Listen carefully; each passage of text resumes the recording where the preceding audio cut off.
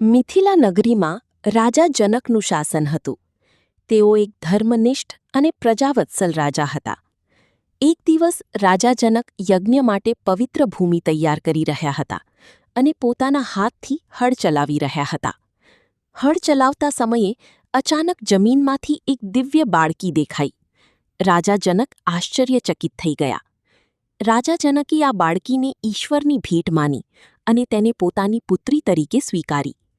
રાણી સુનૈનાએ પણ ખૂબ પ્રેમથી તેને સ્વીકારી. જમીનમાંથી મળેલી હોવાને કારણે તેનું નામ રાખવામાં આવ્યું સીતા. સીતા માતા બાળપણથી જ ખૂબ શાંત, દયાળુ અને પવિત્ર સ્વભાવની હતી. તેઓમાં દિવ્યતા સ્પષ્ટ દેખાતી હતી. સીતા માતા માત્ર એક રાજકુમારી નહીં, પરંતુ પવિત્રતા, ત્યાગ અને શક્તિનું પ્રતીક છે. અવનવી ઐતિહાસિક અને ધાર્મિક માહિતી જાણવા માટે પાઠક સાહેબની આ યુટ્યુબ ચેનલ લાઇક અને સબસ્ક્રાઇબ કરો.